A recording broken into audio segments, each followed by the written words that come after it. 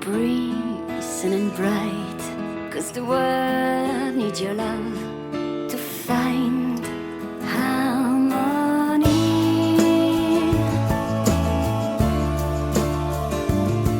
Together we can raise our world and walking to the light, and somewhere in the sky our love is fled away. And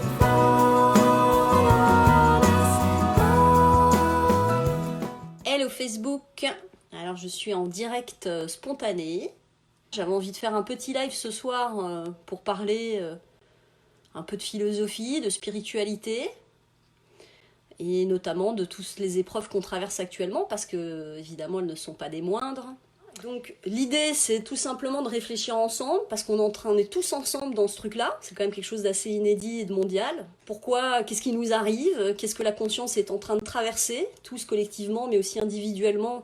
On est confrontés en fait à plein de questionnements, à plein d'incertitudes. À quoi ça nous emmène à réfléchir, en quoi est-ce qu'on est confronté à nous-mêmes à travers cette crise et qu'est-ce qu'on est peut-être censé comprendre de tout ça. On va être là dans plutôt une dynamique spirituelle, philosophique, hein. On va pas parler de biologie, on va pas parler de politique, même si bon bah évidemment il y a beaucoup à dire aussi sur ce point. Alors moi pour ma part de mon côté, sur les quelques presque 5000 amis Facebook que j'ai, il y a quand même déjà pas mal de monde qui souffre de cette maladie, donc j'ai pu m'entretenir avec pas mal de personnes. J'ai observé quand même qu'il y a des thématiques qui reviennent. Alors évidemment, en plus, au-delà du fait d'être malade ou pas, l'enfermement, l'isolement, la solitude, tout ça, ça nous conduit tous en fait à réfléchir aussi individuellement. Il y a toute une série d'initiations qui nous sont données à travers cette situation et faut-il encore comprendre ce qu'on a à apprendre tous ensemble et individuellement pour pouvoir traverser cette épreuve de la conscience. Alors d'abord, je voudrais commencer en disant que pour moi, le coronavirus, il porte bien son nom, hein, ça s'appelle Corona. Corona, c'est la couronne. Et il y a une thématique qui revient quand même à travers le monde depuis quand même maintenant un certain temps, je dirais, allez, plus d'un an et demi, depuis le début peut-être de la crise des Gilets jaunes. Il y a une thématique qui revient en force et qui est partout dans le monde, c'est la question de la souveraineté. Et on voit bien que cette crise du coronavirus, elle vient questionner notre souveraineté. Je pense que c'est le cœur de ce sujet en vérité. On se rend compte tous, à la fois individuellement et collectivement, à quel point on a donné notre pouvoir aux autres de nous déterminer.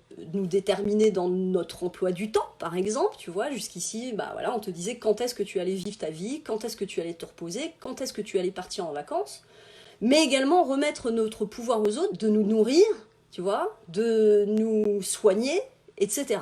Cette question de la dépendance, en fait, qui se profile derrière le coronavirus, me paraît être une question centrale. Pour moi, cette synchronicité par rapport à la question du corona, de la couronne, c'est cette idée qu'on est en train de traverser une crise qui est là pour te montrer à quel point tu t'es mis en dépendance, à quel point tu as donné ta souveraineté à l'autre, de te déterminer, de te permettre de vivre ta vie. Cette idée qu'on doit gagner notre vie, ça veut dire qu'on la donne à quelqu'un d'autre et qu'elle ne nous appartient plus. Et je crois qu'à l'échelle nationale, on se rend compte à quel point on est dépendant pour produire des médicaments, dépendant de ces hommes politiques qui vont décider si on va vivre ou mourir. J'observe que c'est vrai à l'échelle collective, à l'échelle mondiale, à l'échelle nationale, mais aussi à l'échelle individuelle. Il faut avoir cette conscience qu'on est les créateurs de notre vie, voilà, ça paraît farfelu de le dire comme ça, mais en même temps, observons à quel point c'est vrai. Et je pense qu'aujourd'hui, dans cette situation, où tout d'un coup le silence se fait, où l'agitation cesse, c'est le moment où justement on doit comprendre qu'on est souverain et responsable de notre vie. Et je suis convaincue qu'après la crise, il y aura véritablement un changement majeur par rapport à cette idée de la souveraineté, à la fois de ces supranations comme l'Europe, par exemple, on voit bien qu'elle est complètement en train d'exploser parce qu'on comprend qu'elle est une construction artificielle qui n'engage aucun lien de solidarité et qu'on est hyper dépendant des marchés, parce que ça c'est la deuxième, c'est la cerise sur le gâteau qu'on va avoir, c'est tout l'effondrement financier qui va accompagner cette crise mondiale. Alors pour moi, cette radicalisation de la situation, ce durcissement, on pourrait dire, des forces antagonistes, elles sont là parce qu'il y a encore des gens qui ont du mal à confronter comment l'humanité s'est mise, a consenti à son propre asservissement. On a tous consenti, on a tous, au moins dans une petite mesure, donné notre pouvoir à l'autre de nous déterminer. Ça peut aller de « tiens, je donne mon pouvoir à l'autre de me donner de l'argent pour vivre », par exemple, donc c'est lui qui va, parce qu'il va me donner de l'argent, j'attends après lui pour pouvoir bouffer, jusqu'à bah tiens, j'ai donné mon pouvoir, je sais pas, je dis n'importe quoi, à ma copine ou à mon copain de décider si j'étais une personne bien ou pas. Tu vois, donc en fait, cette souveraineté, elle se joue à tous les niveaux, elle se joue individuellement, elle se joue collectivement. Et en fait, on a tous à y réfléchir. Voilà. Et je crois que ça, c'est la première chose face à laquelle on est mis dans cette crise du coronavirus. Donc, la première chose à faire, je crois, c'est peut-être arrêter de se positionner comme une victime. On n'est pas en train de subir, on est responsable de ce qu'on vit. Je pense que cette question d'arrêter de se positionner comme des victimes ou comme des gens impuissants qui attendent après l'État-providence est une question fondamentale. Le fait de ne plus se positionner comme une victime, mais comme un être responsable de soi, de victime, tu deviens puissant. Parce que au fond, le gars qui vit déjà avec très peu de moyens, qui est autonome, qui cultive ses légumes, voilà, par exemple, eux, la crise qu'on est en train de vivre, ils la vivent pas du tout de la même manière que nous. Donc, ça veut dire qu'il y a quelque chose à, ici, conscientiser dans le fait d'être dépendant et de remettre notre pouvoir aux autres. On est dans l'illusion de la sécurité. En fait, on a donné notre pouvoir à l'autre de nous mettre en sécurité. Alors, je lis juste le petit message d'Alexandra Ayamoun. Je me sens plus, pour ma part, comme asservie par la Maya, la grande illusion, plutôt que par la société. Oui, c'est un peu la même chose pour moi. On recommence nos anciennes conversations. Bien sûr, on est complètement donc dans cette illusion et aujourd'hui, cet événement, c'est un événement qui, quelque part, correspond à cette idée de l'apocalypse. L'apocalypse, c'est la révélation. Tu vois, les masques tombent, l'illusion tombe et là, on ne peut pas voir plus clairement ce qui est en train de se produire. Tu vois, on a des hommes politiques qui se foutent de notre gueule, qui sont complètement psychopathes. Bon, on le savait déjà un peu, mais pour ceux qui n'étaient pas au courant, je pense que là, c'est évident. Et donc, il faut que tout le monde puisse prendre conscience d'à quel point on a remis notre pouvoir à des fous pour être capable de se libérer. Je le dis de manière très terre à terre, mais en réalité, pour moi, c'est très spirituel tout ça. À mes yeux, on est des êtres divins, et ces êtres divins, ils ont oublié qu'ils étaient divins, ou alors ils se sont sentis indignes de recevoir l'abondance, le bonheur, la joie, l'amour. Ils se sont sentis indignes sans doute par culpabilité. Ça me met en culpabilité d'avoir participé à la construction d'un monde horrible. Ça me met en culpabilité quelque part, d'être un humain, alors que l'humain, putain, quand tu vois ce qu'il est capable de produire, ça fait peur, tu vois. D'ailleurs, entendons-nous parler des autres. Quand on parle des autres, c'est comme on parle de nous. Tu vois, quand on n'a pas la foi en l'humanité, si l'humanité, elle n'a pas la foi en elle, qu'est-ce que tu veux qu'il lui arrive à part crever? Je pense que ça, c'est important aussi, tu vois, à conscientiser. Donc, j'avais fait une chronique sur l'enfer, où je lui posais la question, est-ce que on ne serait pas en enfer, finalement en train de construire notre propre enfer, tu vois, on s'enferme dans des traumatismes, dans des culpabilités, dans des fautes, qui font qu'on attire à nous de la merde. Voilà, je parle un peu crûment, mais je pense que ça a le mérite d'être clair. Il y a des gens qui refusent, en fait, leur propre puissance, tu vois. La plupart des gens n'a pas conscience de sa profondeur, de son immensité, de cette puissance de l'être, de cette puissance créatrice. Et parce qu'il n'en a pas conscience, il se positionne en victime et en dépendance des autres, et il attire à lui, finalement, l'horreur. Je ne sais pas si ça vous fait ça, mais il y a une espèce d'effet où le temps disparaît. C'est très intéressant, ça, cet aspect, on ne sait plus quel jour c'est, on ne sait plus quelle heure il est, c'est plus ça fait combien de temps, c'était il y a combien de jours. Je crois que ça c'est un élément important aussi, d'entendre que ce temps, tu vois, après lequel on court tout le temps, bah tout d'un coup il s'arrête, il disparaît, cette notion disparaît, pour nous plonger dans cet instant présent. J'ai quelques amis qui me disent « Ah oui, moi après le truc, je vais changer d'orientation professionnelle, etc. Je vais aménager ma vie comme ci, je vais faire comme ça. » C'est bien, tu vois, de remettre en cause toutes les choses qui finalement ne nous épanouissent pas, mais je pense que c'est important d'être maintenant, parce qu'on ne sait pas du tout où on va là, hein. Je te le dis clairement, on ne sait pas du tout jusqu'à combien de temps on en a, ni les conséquences qu'il va y avoir de ça, et ce que sera le monde après. Donc plutôt que de se dire, ah bah moi je vais vivre comme ça se trouve en fait la vie elle va t'amener à te dire, je vais devoir cultiver mes patates. Donc il faut avoir conscience de ça, je veux pas être fataliste, mais je pense qu'il faut comprendre que là on a un changement profond, majeur de paradigme, et que si on n'en prend pas la mesure, on va passer à côté. Alors attends, je prends un message. Coucou Laurence, j'avoue que je suis un peu perdue dans les jours de la semaine. Bah oui, on est tous perdus dans le temps et c'est tant mieux, il faut être perdu, parce que c'est quand on se perd qu'on arrête de vouloir contrôler notre vie et que finalement on est conduit au juste endroit, de la juste manière, dans les expériences et les apprentissages qu'on a besoin de faire pour évoluer. Donc il faut se laisser porter. Moi personnellement, je me laisse porter, c'est-à-dire que, bah, tu vois, ma voix intérieure m'a dit « Pars de Paris », enlève ton fils de l'école, alors qu'on n'en parlait pas du tout en France.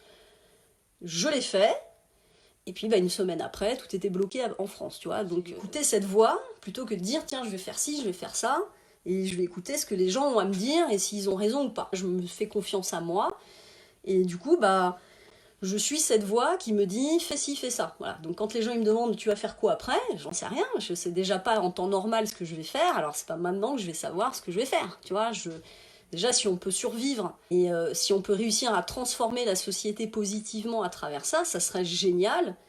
Mais faut-il qu'on évite de sombrer dans le chaos social. Il faut vous considérer le temps, la durée et les effets secondaires de tout ça.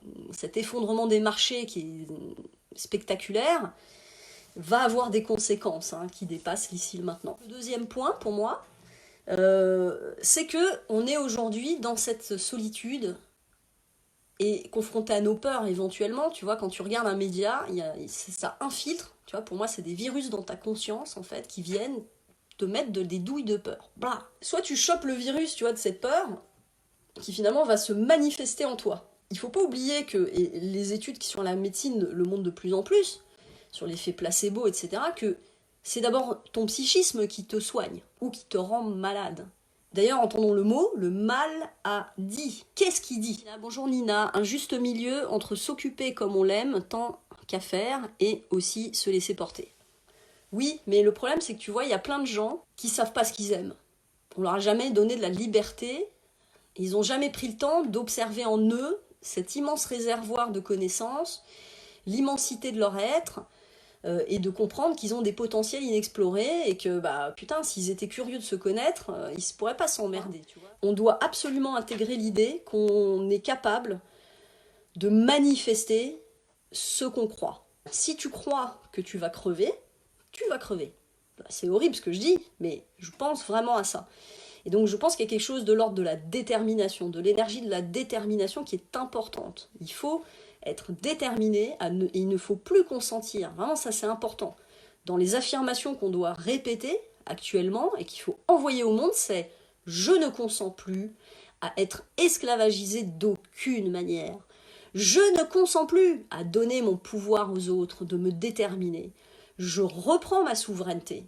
Je m'affirme et je suis déterminé à vaincre et à reprendre ce qui m'appartient. Je suis déterminé à prendre ma place et à être qui j'ai envie d'être, qui je suis au fond de moi, être dans ma vérité, qu'elle soit accueillie ou pas accueillie par le monde. C'est ça qui se joue à l'échelle mondiale dans la conscience collective. 1 an et demi de manifestations. Combien d'humains auraient voulu être avec les gilets jaunes, mais ont eu peur d'aller braver la police, la violence, etc. Il y a plein de gens qui en ont marre, on le sait. Mais il est plus que temps de comprendre que ta souveraineté, bah, tu l'as complètement remise aux autres. De te dire, tiens, t'es jolie, t'es pas jolie, t'es désirable, tu ne l'es pas. Tiens, Toi, tu gagnes un bon travail, donc toi, tu vas être reconnu, pas toi. Tu vois, tout ce système-là, il doit être dynamité. Parce que si on avait cette conscience de la valeur humaine, de la richesse humaine, de l'unicité, de la différence, on ne ferait pas des sacrifices comme on en a fait, on ne serait pas en train de vouloir marchandiser la santé. On comprendrait la valeur de la vie humaine. Mais bon, il faut malheureusement parfois passer par des crises majeures comme ça pour que l'ensemble de la conscience s'y éveille. Actuellement, on manifeste ce qu'on croit. Plus que jamais. Ça a toujours été le cas en réalité. Nous créons notre réalité. Un sportif, tu vois, s'il est en train de visualiser qu'il va perdre, il va perdre. Alors, Marie Soun, esclave de qui? Non mais tu as craqué là. C'est une bonne question. On est esclave à la dette. Nos nations entières, on n'est plus souverain, on n'a plus notre monnaie, tu vois, ne serait-ce que ça. En tant qu'individu, on va être esclave à notre crédit. Tiens, je me suis acheté une bagnole, puis je me suis acheté une maison, et puis toute ma vie, je vais devoir travailler pour payer ma putain de dette. Sachant que si tu connais un peu le système monétaire, et je t'invite vraiment à te renseigner sur ce sujet, la monnaie est complètement créée ex nihilo, quoi. Voilà. Donc si tu veux, c'est pas genre, moi je suis une banque, et puis j'ai 14 millions de dollars, et puis je t'en donne 1 million, donc du coup il m'en reste que 13 millions, c'est pas ça, tu vois, c'est, tu veux 1 million, tac, je crée de la monnaie, tiens, voilà 1 million, mais alors par contre, tu vas me rendre ce million que je viens de créer imaginairement, comme ça, sans imprimer de billets, tu vois, c'est ça la logique, et par contre, ça va te coûter, 200 000 balles, donc tu vas me rendre 200 000 balles, mais comme toi, tu ne crées pas de monnaie, tu ne pourras jamais, mathématiquement, en fait, me rembourser. C'est pour ça que la dette mondiale ne cesse que d'augmenter, c'est pour ça que la Grèce a décidé de ne plus rembourser sa dette, c'est pour ça, tout ça, tu vois, en fait. Et donc aujourd'hui, on a créé un contexte où, effectivement, on est loin d'être souverain. Voilà.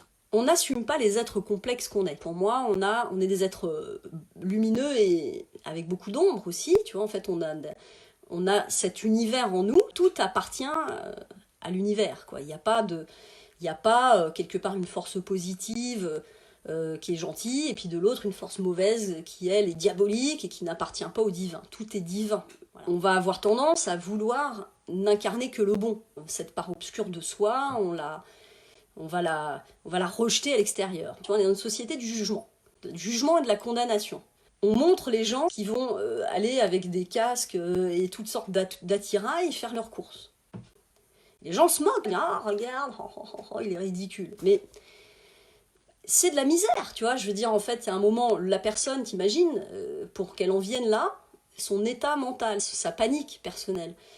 Observons qu'elle n'a pas les moyens de se protéger, en fait. Et donc, elle va prendre n'importe quel moyen pour se protéger, en réalité. Le problème, il réside dans le fait qu'on a du jugement. On est en train de pointer du doigt cet autre, alors que cet autre, c'est nous. On dit, ah, l'humanité, elle mérite de crever, mais l'humanité, c'est toi, c'est moi, c'est nous, tu vois, en fait. Et donc, si on ne croit pas en nous, enfin, on ne croit pas en l'humanité, on ne croit pas en nous. Donc, effectivement, pendons-nous tous, arrêtons de tout détruire, tu vois, allons plus vite. Il faut, à un moment donné, avoir de la compassion. Voilà. Ça, c'est très important, avoir de la compassion et arrêter de chasser l'ombre à l'extérieur. En réalité, quand l'ombre, l'ennemi, vient, l'obstacle, il vient, c'est pour t'enseigner un truc. Qu'est-ce qui vient t'enseigner? C'est ça la question. C'est pas, oh, le vilain, il est en train de m'agresser. Mais c'est plutôt pourquoi ce miroir m'est-il tendu? Tu vois, par exemple, là, Marie Soun, donc tu me dis pas Soun, t'aimes pas les donneurs de leçons. On s'en fout. Tu vois, en fait, je veux dire, dans l'absolu, je peux me dire, ah, je me fais agresser, tu vois, mais pourquoi tu t'infliges de m'écouter si c'était difficile? Moi, je te force pas. Plutôt que de te dire t'es vilaine, je vais te dire, tu es mon miroir, en fait. Tu vois, on se donne en miroir. Pourquoi est-ce que le miroir que je t'offre t'interpelle, te dérange? Tu vois, c'est ça la question. Pourquoi est-ce que j'ai un miroir qui vient à moi me dire ça? Je sais pas, tu vois, je suis pas dans la réflexion, là, je suis dans la spontanéité. Donc, j'y réfléchirai après. Et j'en tirerai les enseignements nécessaires. À chaque fois qu'on met cette ombre à l'extérieur, ah, c'est lui le responsable, c'est lui, on oublie, donc on est victime. Hop, je me remets en victime, pouf, du coup je suis plus souveraine, je ne suis plus puissante.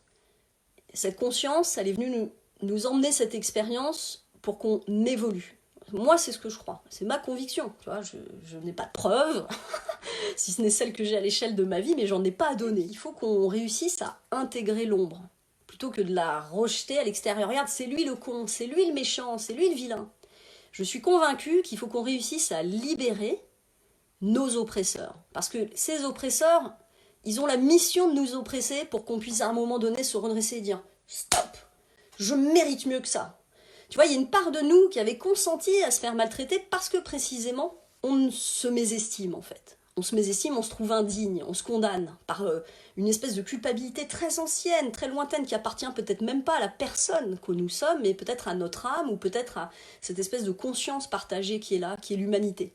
Qui a quand même été construite sur l'idée qu'il y a eu une faute, tu vois, qu'on a été chassé du paradis, que notre Père Dieu nous a rejetés parce que nous étions indignes. Comment est-ce qu'on porte cette culture-là en nous? Faire le retour en soi, comprendre que si ce méchant il vient à nous, si ce virus il vient à nous, si cet oppresseur il vient à nous, c'est parce qu'on l'a appelé. On l'a appelé, on l'a autorisé à venir pour nous instruire, pour nous faire réagir, pour qu'on comprenne, pour qu'on se redresse, qu'on tape du poing sur la table et qu'on dise « stop ». À mes yeux, plutôt que de la rejeter à l'extérieur, cette ombre, il faut réussir à accepter de prendre le mauvais rôle. Par exemple, tu vas, tu vas en vouloir au mec qui va tuer quelqu'un, mais plutôt que de lui dire « Ah, regarde, il est vilain, il tue quelqu'un », bah, peut-être que tu vas prendre toi-même le rôle du tueur. Tu vas dire bah, « Moi, j'accepte de tuer le tueur, parce que je refuse qu'il m'atteigne. » Mais au moment où tu prends le rôle du tueur, tu intègres cet autre méchant en toi. Tu deviens le méchant, tu prends le mauvais rôle. Je ne sais pas si je suis très claire. C'est pas facile, en plus je vois les commentaires, puis je vois que ça chamaille un petit peu. C'est pas l'idée que les gens se fritent. Moi, je m'en fous, oui, je suis une prêcheuse. Tu vois, je l'assume. Et peu m'importe, et je fais pas de leçons. Moi, les gens, je les accepte comme ils sont. Si les gens sont pas d'accord, ils ont le droit. On est tous différents, et c'est dans cette diversité qu'on va construire quelque chose de riche et d'intéressant. Essayons, s'il vous plaît, d'être calme, tu vois. C'est pas l'idée, là, que les gens, ils se tapent dessus. Tu vois, en même temps, c'est intéressant, ça m'offre une occasion de montrer que tu viens avec ton cœur pour essayer de partager une réflexion qui t'est purement intuitive, ressentie, personnelle, et puis les gens vont se sentir agressés. Ça, c'est emmerdant. On n'est pas parfait dans la forme, peut-être, mais il y a aussi des propos que certains ne peuvent pas confronter et qui vont générer chez eux de la violence. Il y a une part de la conscience qui a envie que la vérité, elle émerge, que cette compréhension, elle émerge, et puis il y a une part de la conscience qui refuse que ça émerge, tu vois, donc ça crée un conflit. C'est un peu comme, pour moi, on est tous les personnages d'un rêve. On est dans une tête, une conscience unique qui rêve, et cette conscience, c'est tous les personnages. Donc quelque part, tu vois, Marie, qui s'énerve contre mon prêche, et qui a le droit, est une part de la conscience qui refuse que je dise ce que je dis. Aujourd'hui, on voit bien qu'il y a cette espèce de dualité dans le monde, avec une part de la conscience qui veut se libérer, qui veut reprendre sa souveraineté, qui l'appelle de toutes ses forces, et de l'autre côté, il y a un énorme mouvement qui va empêcher cette libération, comme à l'intérieur de nous, où tu as envie de suivre tes rêves, et puis il y a une part de toi qui vient et qui dit « Non, ne suis pas tes rêves, t'es une merde !» Voilà, c'est notre schizophrénie, quoi. Et moi, je crois que l'individu est le reflet de la création, et que la création fonctionne exactement comme l'individu. Donc notre conscience étant elle-même contradictoire, et ayant une part qui a envie d'ouvrir et une part qui a envie de fermer, bah, ça donne comme ça la névrose, tu vois, le conflit. Et c'est ce qui se passe sur cette terre. C'est que pour moi, il y a une part de la conscience qui a déjà été contaminée par cette envie de se libérer de ce système oppresseur. Enfin, il faut mettre les mots un moment. Et il y a une autre part qui, elle, refuse de voir qu'il y a une oppression. Et c'est parce que, précisément, il y a une part de la conscience qui refuse de voir en quoi il y a une oppression, une soumission volontaire, hein, que, précisément, on va se retrouver avec le coronavirus. Voilà. Et si tout le monde avait conscience de ça, on n'aurait pas besoin de le démontrer à l'échelle mondiale. D'un point de vue mystique, j'entends. Imagine que, si tu crois un peu au guide ou de ces choses-là, ton guide, il veut te faire passer une leçon, mais tu ne l'entends pas. Bah, tu fais quoi? Bah, tu remets une couche au-dessus, puis encore plus dur, et puis encore, tu vas augmenter l'intensité de l'expérience, jusqu'à ce que la personne conscientise, putain, mais on est à ce point dépendant. Bah oui. Et on a à ce point accepté de ne plus être souverain de nous-mêmes en tant qu'individus et en tant que nation et collectivité. Voilà Claire, tu dis la dualité, oui, c'est la dualité, la fameuse. Plutôt que de se mettre encore en dualité, de dire « Ah, quel salaud, quel bâtard !» Évidemment, on a besoin qu'à un moment, toutes les raclures, elles dégagent. C'est plus possible d'être dirigé par des mafieux, parce que l'humanité tout entière le réclame. Je pense qu'elle l'a clairement réclamé depuis 2 ans, et que ça n'a pas cessé, que c'est worldwide. Mais il est très important de ne pas juger, qu'on soit dans l'amour. Moi, j'ai envie de dire aujourd'hui merci à tous les gens qui m'ont oppressé, à tous les gens, voilà, à Marie, à tous ces gens qui sont venus me combattre. Simplement parce que je les dérangeais, simplement parce que, je sais pas, ils aimaient pas ma gueule, et ils ont le droit, tu vois, mais j'ai envie de les remercier pour leur dire « Je sais maintenant, je sais ce que je vaux, ce dont je suis digne, je sais qui je suis, et je suis libre. » Je suis libre, alors merci de m'avoir rappelé à ma souveraineté, à ma capacité, parce que tu vois, s'il n'y avait pas quelqu'un qui venait et qui me disait « Ah, t'es pas bien », bah, quelque part, j'aurais pas eu ce courage de me dire « Je m'en fous, je suis qui je suis, et je m'affirme, même si je te plais pas, on t'attaque, plus tu te redresses, tu vois. » C'est horrible de dire ça, mais en tout cas, chez moi, ça marche. Plus tu vas m'attaquer, plus je vais me relever. Et l'humain est fait comme ça, il a besoin d'être mis face à des trucs durs pour qu'il intègre vraiment les leçons. Et là, quelque part, on a un contexte qui est dur, et en même temps, qui pourrait être 1000 fois pire. Si vraiment on attendait le moment où l'humanité allait sombrer dans le chaos parce qu'on a détruit la planète, ça serait beaucoup plus dur. Quelque part, on offre un répit à la Terre, on offre un répit où tout d'un coup, la Terre, elle ne respirait plus, maintenant c'est nous qui respirons plus. Bah, c'est peut-être un effet miroir, tu vois, il faut peut-être s'interroger, peut-être qu'on est en train d'asphyxier notre cadre de vie, qu'on finit par crever nous-mêmes, qu'on ne peut plus respirer. Moi, j'essaie de voir du sens dans toutes les choses, parce que je suis convaincue que nous formons un tout, qu'on est tous reliés les uns aux autres, et que c'est cette conscience collective dont nous sommes tous l'expression. Si on est dans un rêve et qu'on est les personnages d'un rêve, un jour la conscience qui nous rêve va se réveiller, et puis nous nous réveillerons peut-être dans un autre rêve. Le rêve du monde galactique, avec d'autres personnages qui seront encore l'expression de cette même conscience qui rêve, mais dans un rêve moins anxiogène que celui dans lequel on vit. Je crois qu'il faut véritablement donc intégrer cette part négative de soi, cette part obscure, plutôt qu'essayer de la combattre, voilà. Il faut remercier ses forces et leur dire « je te libère de ta mission ». C'est quoi? Ces bouts d'âme qui ont accepté de venir prendre le mauvais rôle, elles seront ravies d'en finir. C'est bon, t'as plus besoin de m'oppresser, j'ai compris, maintenant je sais quoi, je suis mature, je suis puissant, j'ai retrouvé ma souveraineté, donc je te libère, va en paix mon ami, merci, ciao. Et puis nous on peut continuer à aller vers autre chose. Pour ça, faudrait-il qu'on se pardonne notre faute imaginaire, celle qu'on croit avoir, qui est très inconsciente, qui est très irrationnelle, et à laquelle tu vas pas accéder en regardant ta propre vie. Tu vas aller sonder à l'intérieur de toi, qu'est-ce que tu te reproches, bordel?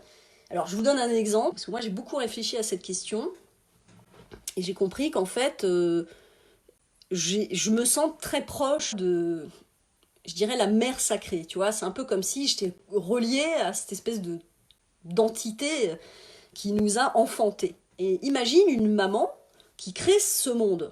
Et pour elle, elle a créé un monde magique. C'est-à-dire un monde magique, c'est un monde dans lequel tu peux manifester ce que tu veux, ce que tu désires, ce que tu vibres, ce que tu crois.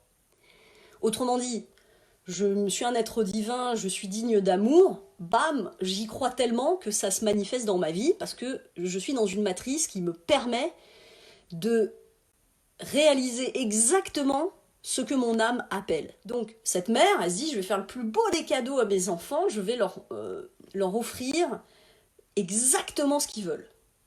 Mais imagine que la mère, elle n'imaginait pas du tout que ses enfants allaient vouloir se mettre dans l'enfer, qu'ils ne se sentiraient pas dignes et qu'ils se condamneraient eux-mêmes à manifester l'horreur. T'imagines? Comment tu veux que la mère sacrée, elle se dise pas « quelle horreur ce que j'ai fait, plus jamais je veux créer rien du tout, mon pouvoir je le fous par terre, tuez-moi tous, moi je vais vivre votre calvaire avec moi, et c'est l'horreur, on va tous renoncer à notre pouvoir », tu vois, quelque part. Donc moi je ressens cette culpabilité. Je sais bien qu'en tant que personne, c'est pas moi qui ai créé l'humanité. Mais ce que je ressens, c'est comme si j'étais reliée à cette énergie de celle qui a créé l'humanité. Elle porte une putain de culpabilité. Et tous, on porte une part de cette conscience collective.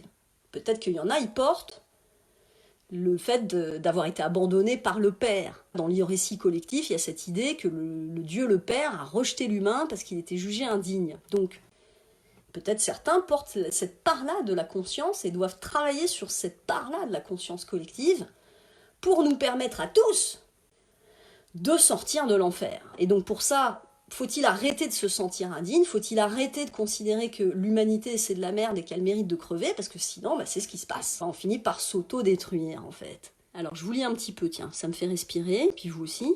Alors, le matériel nous a fait perdre l'essentiel. Oui, ce qui nous a fait perdre l'essentiel, je crois, c'est le mensonge. On arrive sur cette terre, en fait, dans notre virginité, tu vois, d'enfant, on croit à la magie, on a la certitude de qui on est. Et puis, la société, elle vient et dit, qui sommes-nous? Où allons-nous? Pourquoi on est là? On ne sait pas. Donc, t'es paumé, tout le monde est paumé, et en fait, on t'a dit, oublie qui t'es, parce que t'es pas ça, t'es autre chose que la nature. Mais on est la nature, on est un fruit de la nature, et donc, si on se pense en division de la nature, on peut que se perdre. Donc oui, le matériel nous fait perdre l'essentiel, mais c'est pas tant le matériel que l'illusion. L'illusion, la méconnaissance, l'oubli de qui nous sommes. Je lis la suite. Merci Noémie pour ton message. Merci Claire, c'est parce que tu es guidée intelligemment. Nous le sommes tous en réalité, mais est-ce qu'on écoute? Tu vois, est-ce qu'on écoute cette voix à l'intérieur de nous qui nous dit fais ci, fais ça, ou est-ce qu'on veut contrôler notre vie? Si tu fais des plans à qu'est-ce qui va se passer après ça, tiens, je vais reprendre ma vie comme si. C'est bien de rêver, il faut se projeter dans des mondes meilleurs, parce qu'aujourd'hui l'égrégore il est tellement négatif que ce qu'on est en train de construire en fait c'est la fin du monde, c'est la destruction de tout. Parce que les gens ont peur, parce qu'ils se projettent dans des chaos. Et comme on crée collectivement notre réalité, c'est important de conscientiser que le rêve est puissant. Et plus toi, tu vas être en sérénité, dans ta joie, dans ton rayonnement, dans ta haute fréquence, plus cette fréquence va impacter le monde et la création du futur. N'oublions pas que ce sont les minorités qui font les révolutions. Ça, c'est vraiment une clé. Il n'y a pas une révolution qui s'est faite par la masse. C'est un mythe. Donc, croyons à notre possibilité d'être tout simplement des créateurs. Croyons à notre possibilité de, même en minorité, d'avoir une influence dans le monde. En gros, renouons avec notre pouvoir véritable. Quel est mon pouvoir si ce n'est celui de générer mon champ d'expérience et donc de permettre, tous ensemble, de générer un meilleur futur. Alors, bonjour Christophe. Alors, Claire, je mène le même combat auprès de certains, leur montrer que l'humanité n'est pas l'humain. C'est joli, avec plaisir pour que tu nous développes un peu plus ça. Christophe, oui, beaucoup de mensonges de ce fait, c'est l'heure pour moi d'intégrer la résistance. Oui. Qu'est-ce que tu appelles la résistance, Christophe? Résister à quoi? À ce qui vient, c'est compliqué. Résister à l'oppression, oui, mais est-ce que lutter contre... c'est pas encore créer de la division, voilà, tu vois, c'est toute une réflexion. Bon, je sais pas, j'amène à des questions. Fong Nguyen, toujours respecter père et mère en nos cœurs, oui, ou peut-être père-mère même, tu vois, j'ai cette idée qu'il y a à l'origine de qui nous sommes une espèce d'entité qui n'a pas de genre, on peut l'imaginer aussi. Alors Claire, je conserve mon rayonnement coûte que coûte, je n'adopterai pas un état d'esprit qui n'est pas le mien. Bravo. C'est pas facile, hein. C'est pas facile, parce que comme tu le vois, quand on dit ce à quoi on croit, quand on témoigne de sa conviction, on se fait insulter bien souvent. Alors Nina, justement depuis le confinement et ce face-à-face avec moi-même, des moments de lâcher prise, j'entends ou ressens, j'adore, de belles paroles à mon encontre. Mais je deviens peut-être folle. Non, je crois pas. Et je pense que justement, ça c'est le point suivant que je voulais souligner, c'est que dans ce silence, on nous invite à entendre la voix du cœur. La voix de nos guides, la voix de l'intuition. Dans ce silence, on nous appelle aussi et cet éloignement, cet isolement, on nous appelle à ressentir les gens auxquels on est connecté. J'ai comme ma constellation, si je ferme les yeux là, je ressens les gens avec lesquels je suis connectée. Je les vois un peu comme le professeur Xavier là, tu vois, dans X-Men. Il voit les X-Men où ils sont. Moi, je ressens ce truc. Mais j'ai pris le temps de faire le silence et de ressentir à l'intérieur de moi ce lien qui est non physique, mais qui pourtant s'exprime et en permanence en fait. Donc moi je crois pas que tu sois folle et je pense qu'au contraire il faut tout à fait entendre et ressentir ce que ton âme te dit. Et ton âme elle peut pas te défoncer la gueule, ton âme elle peut pas être en train de te dire que t'es un con et que tout est impossible. Ton âme elle te donne de l'amour et quand tu l'entends te parler en toute logique c'est plutôt quelque chose qui te met bien, tu vois, qui te détend, avec lesquels tu te sens bien, dans lequel tu es confortable. Coucou Amélie, Céline. Amélie, c'est ça, il faut que je mette mes 3 enfants sur pause pour pouvoir entendre ma voix intérieure. C'est vrai que moi j'ai un petit garçon, je l'ai élevé beaucoup seul, et c'est pas facile, il faut trouver des instants. C'est vrai que moi j'ai eu cette chance de me sortir du système, tu vois, assez tôt, enfin il y a quelques temps maintenant, et donc je vis la nuit. Voilà, j'ai une vie du jour où je m'occupe de mon fils, et puis où je gère les gens. Et puis le soir, j'ai ma vie à moi, ma vie spirituelle, mon bien-être, mes moments de répit. Et bon, du coup, si tu veux, la vie n'est pas si différente pour moi depuis le confinement, puisque j'ai toujours vécu un petit peu comme ça, dans cette espèce de solitude intérieure qui me plaît, même si j'aime beaucoup les gens, et il y en a beaucoup autour de moi aussi, j'ai beaucoup d'échanges, mais disons qu'aujourd'hui, il faut trouver ces espaces-là, quitte à être moins performant, tu vois. C'est-à-dire que tes enfants, ils vivent aussi une situation compliquée. Il faut les laisser vivre leur vie, tu vois. En fait, on n'est pas... Pourquoi est-ce qu'on doit être tout le temps au fouet, là? Ça, tiens, vas-y, fais tes devoirs, tu vois. Moi, mon fils, je le laisse vivre, et puis, c'est absolument pas grave s'il rate une semaine d'école, en fait. Il a toute la vie, ton enfant, pour apprendre. Et puis, tu sais, c'est pas parce qu'il n'a pas appris la leçon 23 qu'il n'aura pas appris autre chose pendant ce temps-là. Voilà. Et donc, il faut oser aussi lâcher prise avec, là encore, cette espèce d'injonction de torture, il faut que les enfants ils soient bons à l'école, il faut être une bonne mère, tu vois, toute la culpabilité qu'on se met. Toute la culpabilité. En fait, laissons vivre nos enfants, tu vois, juste laissons-les respirer et laissons-nous respirer. En plus, plus toi tu seras zen, plus tes enfants ils seront zen. Je crois qu'il faut s'équilibrer soi pour que nos enfants soient équilibrés, parce qu'on est leur baromètre. Je me suis séparée très tôt du père de mon fils il avait 9 mois, et je travaillais, j'avais 2 boulots plus mon gamin. J'ai observé que quand mon fils il n'arrivait pas à dormir, c'est parce que j'étais pressée de quitter la chambre. J'avais été pressée qu'il dorme et ça marchait jamais. Et parce que moi, j'étais pas zen. Et donc, je pouvais pas lui transmettre ma fréquence de paix. Et donc, quand je veux endormir mon enfant, maintenant, je me mets moi-même dans une espèce d'endormissement et il dort plus vite. Fais l'expérience si tu peux, Céline. Je sais pas quel âge ont tes enfants. Alors, Angélique, ça va. Mais moi, j'ai du mal à ressentir en ce moment. Je trouve les gens plutôt fuyants. C'est normal d'avoir du mal à ressentir, d'abord pour plusieurs raisons. Parce que, t'es à Paris. Et c'est hyper oppressant, c'est pour ça que moi je suis partie une semaine avant qu'ils annoncent qu'on allait tout fermer. Je suis partie alors que les écoles étaient ouvertes, parce que je n'arrivais plus à respirer là-bas. Je me sentais oppressée par un climat. Et ces énergies, tu les éprouves, tu vois. Et dans les villes, c'est beaucoup plus dur, parce que tu n'as pas la nature, parce que tu n'as pas de quoi te ressourcer. En plus, tu es malade. Donc comme tu es malade, tu es diminué dans tes capacités énergétiques, qui vont faire que ça va être beaucoup plus difficile de te recentrer. Néanmoins, dans les femmes que je connais qui sont malades, c'est beaucoup de femmes qui ont des karmas de martyrs. C'est-à-dire qu'elles ont des vies, mais...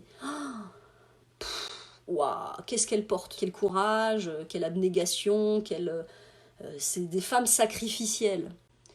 Et moi, j'ai envie de dire à ces femmes, et je leur dis quand je les ai au téléphone, n'acceptez plus le sacrifice. Ne soyez plus dans le sacrifice.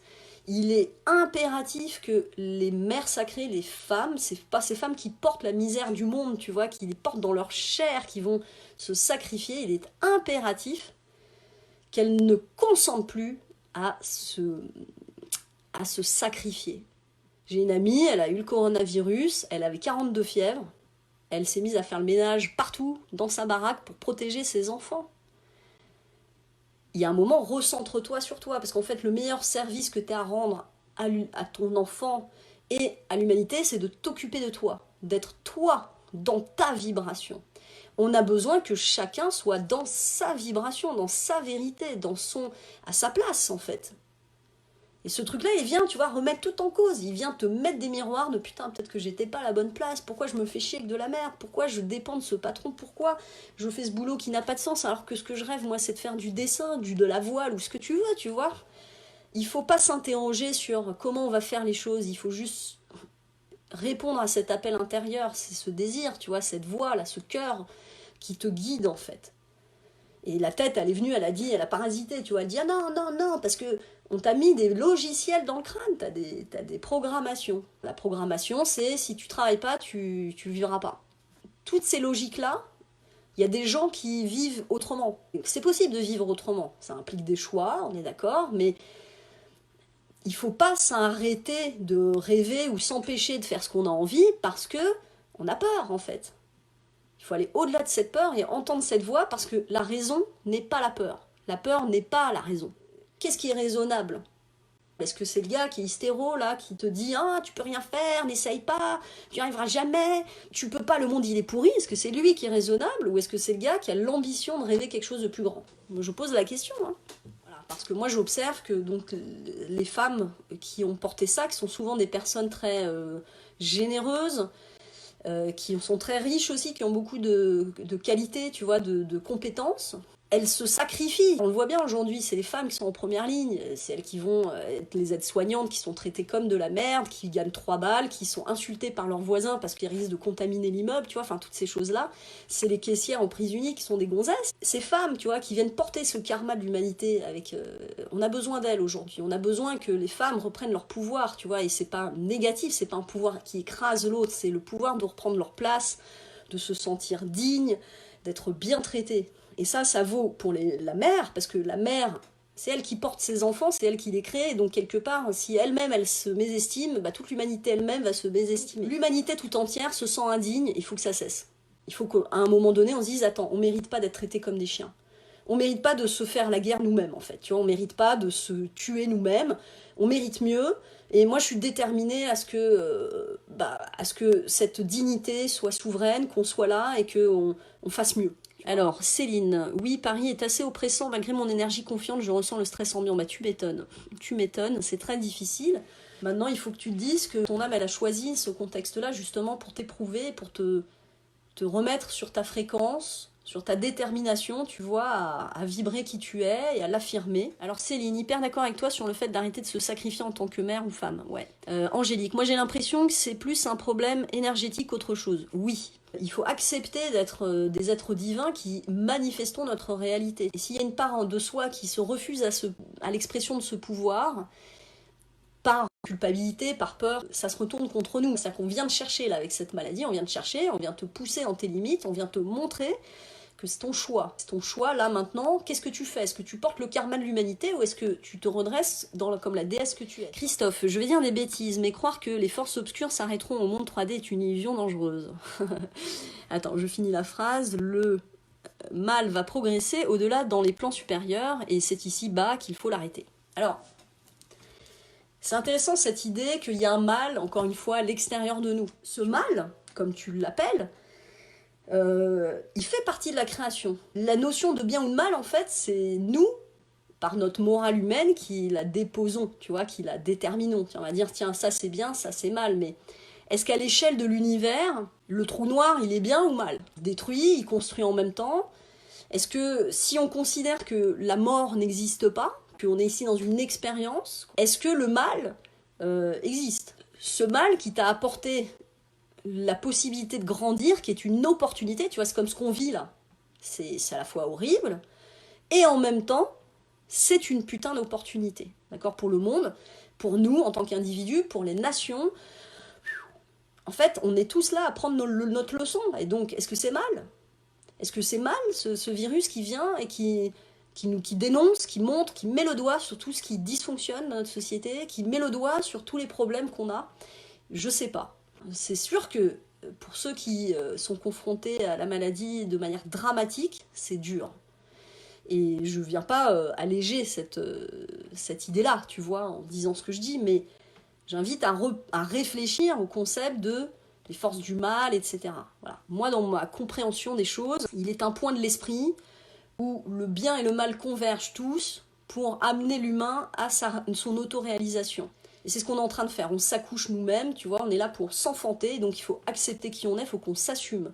Et c'est parce qu'on se trouve monstrueux, qu'on n'aime pas cette part obscure de nous, qu'on se détruit depuis la nuit des temps, en fait. Parce qu'on se combat nous-mêmes, on se refuse à être qui nous sommes, on se refuse à notre véritable nature. Et parce que tu as subi un enfer, à un moment donné, ça t'a rendu sage.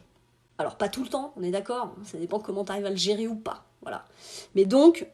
les forces de la création sont partout, et tout le temps, et en chacun d'entre nous, et à partir du moment où on commence à réintégrer, bah, c'est là où en fait notre vie s'apaise. Je suis convaincue que si tout le monde réintègre sa part d'ombre, qu'il arrête de pointer du doigt le voisin comme étant responsable, mais qu'il se regarde lui et qu'il se dit moi je suis responsable de mon expérience, de ma manière de le vivre, alors on pourra enfin évoluer. Élise, on t'écoute en famille, toujours aussi passionnante. Gros bisous Lily. Bah merci Élise, gros bisous à vous tous alors, voilà. Je sais pas si ce que je dis est très structuré, hein, mais bon écoute. Christophe, pardon, je doute que l'intelligence artificielle puisse être un être sur le plan de l'univers. Il y a des théories là-dessus, c'est intéressant, cette réflexion-là aussi. Où commence la conscience, où s'arrête la conscience? Est-ce que la conscience n'entre pas dans tout ce qui a la possibilité d'héberger de la conscience, tu vois? Et est-ce qu'un caillou n'a pas de conscience? Tu vois, en fait, toute cette question-là de la conscience, je pense c'est une vraie réflexion. C'est-à-dire que si on est des canaux, si notre corps est un véhicule, alors pourquoi ne pas entrer dans le véhicule d'à côté, qui est une intelligence artificielle, tu vois? Il n'y a pas de raison. D'ailleurs, si on regarde bien, le corps est une mécanique, et c'est la mécanique la plus élaborée qu'on puisse faire, et qui, en fait, le composant organique, c'est le meilleur composant qui existe au monde. Et d'ailleurs, on commence à stocker des données dans l'ADN, c'est te dire à quel point la différence entre l'homme et le robot, enfin, il faut vraiment s'interroger là-dessus. En fait, on peut faire cette analogie entre l'homme et la machine, en fait, hein, à plein d'aspects. Et en particulier en ce qui concerne la programmatique mentale. Parce qu'en fait, on est bourré de programmes. Ces programmes, c'est ce qu'on t'a dit, toute ton enfance, la société, les croyances, les machins, qui fait qu'on est dans des réflexes en permanence. Les gens sont conditionnés, en fait, et que bah, aujourd'hui, il est temps de se déprogrammer. Il est temps de se déprogrammer pour entendre, finalement, au-delà des programmes, qui tu es. Tu vois, parce que si je suis le fruit de mon environnement, que j'ai intégré les voies parentales pour devenir moi-même, alors je suis où, moi? Ça, c'est peut-être la question qu'on pourrait se poser aujourd'hui, en fait, dans ce moment de silence, de recueillement, de réflexion, de confrontation. Il y a ceux qui sont en pleine explosion de couple parce qu'ils ne supportent pas, en fait, leur conjoint. Il y a ceux qui découvrent ce que c'est que de vivre avec leurs enfants. Il y a ceux qui se rendent compte qu'ils ont une activité professionnelle qui ne les épanouissait. Il y a ceux qui, finalement, ont toujours eu des projets créatifs et qui, tout d'un coup, ont du temps pour les créer, mais qui sont effrayés par cette capacité à créer, tu vois, et ce que ça pourrait impacter dans leur vie. Voilà, on est tous face à nous-mêmes. Et ça, il faut quand même se dire que c'est une putain d'opportunité. J'espère que de ça va sortir quelque chose de positif. Enfin, moi, je l'espère. On est là pour se confronter, donc il faut accepter cette confrontation. Voilà, c'est un peu comme si on avait pris l'humanité, on se dit bon là on va l'accélérer un petit peu son process, on va tous les mettre chez eux, on va arrêter tout, comme ça on va faire respirer la Terre, et puis pendant ce temps les gens ils vont cogiter. Alors le point suivant que je voudrais aborder aussi autour de cette réflexion sur le sens spirituel du coronavirus, c'est la question de la ligne de temps et du futur. À partir du moment, encore faut-il être d'accord avec ce paradigme, à partir du moment où on concède le fait qu'on construit notre réalité, que notre esprit est créateur, et que donc ce que tu vibres, tu vas l'appeler, tu vois, qu'il n'y a pas en fait véritablement de séparation entre le monde intérieur et le monde extérieur, à partir du moment où tu intègres cette idée, ça veut dire que tu deviens responsable de ton expérience. Et donc si tu es responsable de ton présent, tu es aussi responsable de la construction de ce futur qui est en gestation. Je crois, et je ne suis pas la seule à le penser, et il y a même des physiciens, comme Philippe Guillemant, par exemple, que certains connaissent peut-être, qui parlent du caractère rétroactif du temps. C'est-à-dire que le temps, le futur, produirait des effets rétroactifs. D'accord? Et ce que dit ce mec, je vous invite à aller écouter cet homme brillant, c'est un vrai scientifique qui fait de la science physique, et qui a développé une conception de l'univers dans lequel le temps a un effet rétroactif. Autrement dit, le futur produit des effets dans le passé. Et ce qui nous explique, c'est qu'il y a plusieurs futurs possibles qui sont en gestation, et que la meilleure manière de générer le futur, un futur positif, c'est de rêver. Donc plutôt que de projeter le chaos, plutôt que de projeter, tiens, qu'est-ce que je vais faire comme vie train-train, en fait, au sortir de ce truc, il est bien d'envoyer à l'univers ton désir profond d'âme, de créer, de générer une réalité dans laquelle il fait bon vivre, dans laquelle il y a de l'harmonie, dans laquelle il y a la joie, dans laquelle on peut partager, dans laquelle on est débarrassé, en fait, de toutes ces forces obscures qui sont là, tant que nous n'avons pas compris qui nous sommes. Donc, je répète, les affirmations, je ne consens plus à être objetisé, vampirisé, aliéné d'aucune manière, je ne consens plus à donner ma souveraineté à quiconque, je suis libre et souverain, je fais le choix de me mettre au service de mon âme et non pas au service de mon mental. Je fais le choix d'être pleinement moi-même, sans chercher à être accueilli, en fait, tu vois, je suis accueilli ou je le suis pas, c'est pas grave. Notre amie tout à l'heure qui était très en colère, il y a quelque chose que j'ai réveillé chez elle qui faisait qu'elle avait besoin de s'exprimer.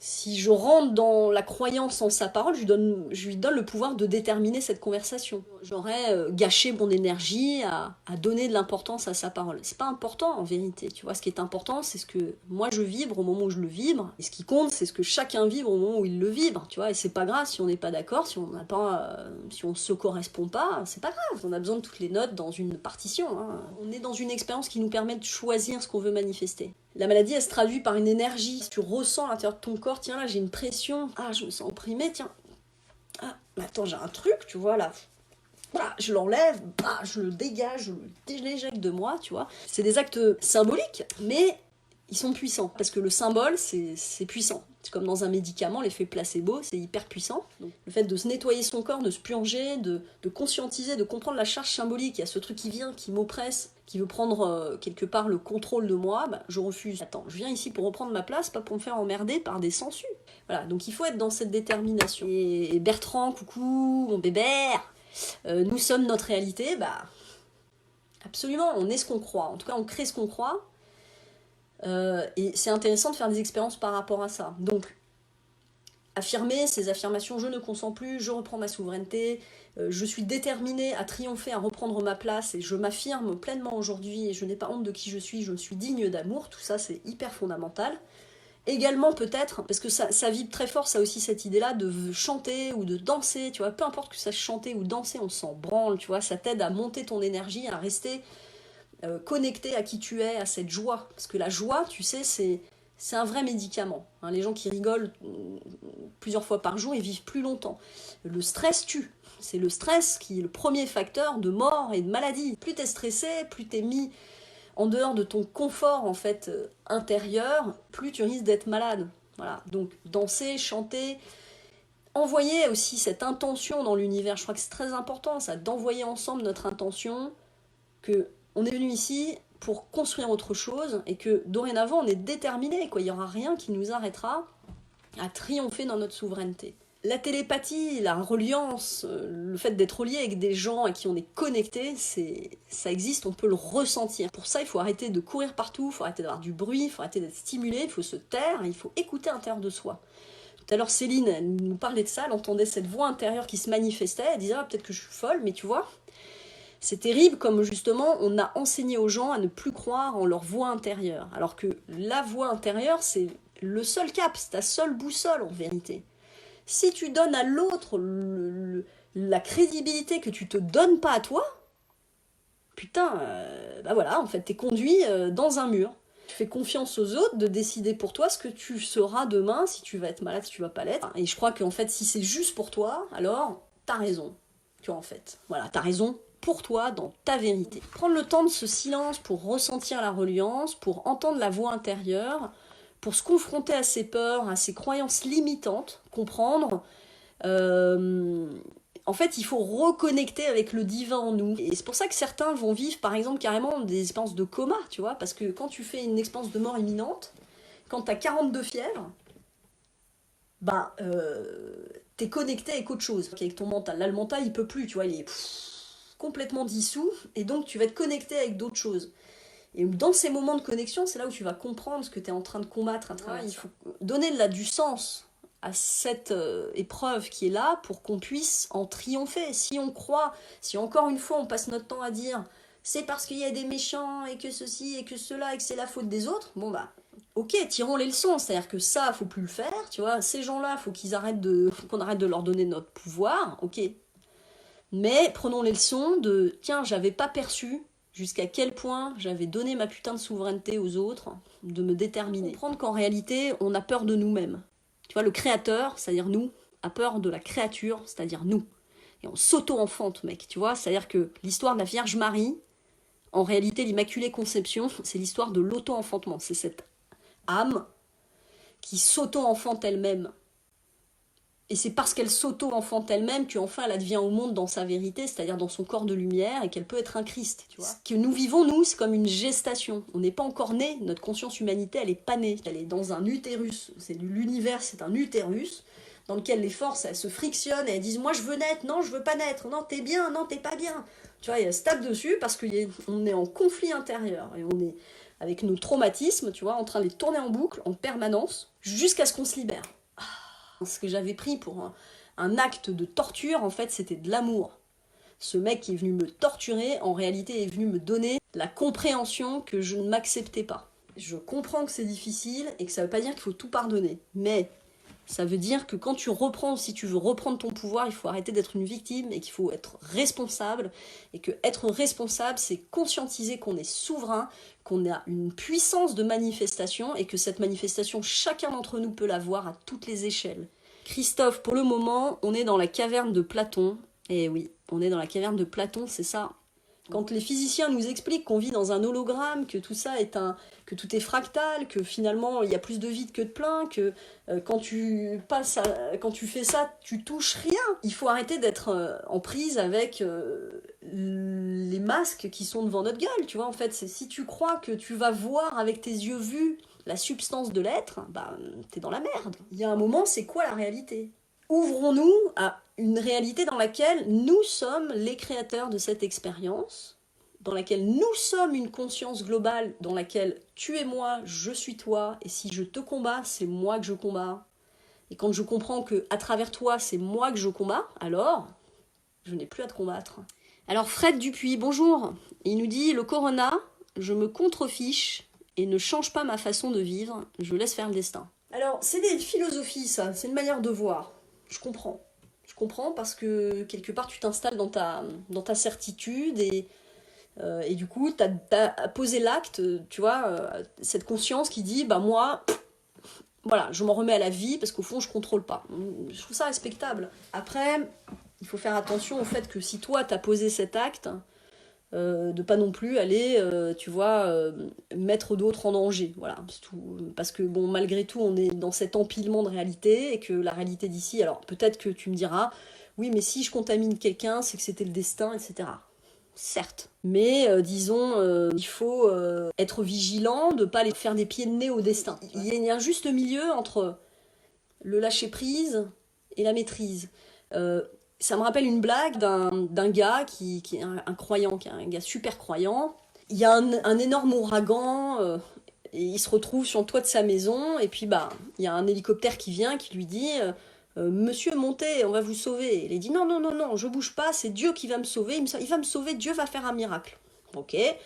Puis on lui envoie un bateau, puis on lui envoie, je sais pas quoi, tu vois, on lui envoie comme ça 3-4 fois des brigades de secours, et le gars dit non, non, je bougerai pas, c'est Dieu qui va venir me sauver. Et puis bah, finalement il crève, tu vois. Et il est arrivé devant Dieu, il lui dit mais tu m'as pas envoyé personne alors que je t'ai prié, j'ai été un bon croyant, j'ai tout fait pour que tu me sauves et tu m'as pas sauvé.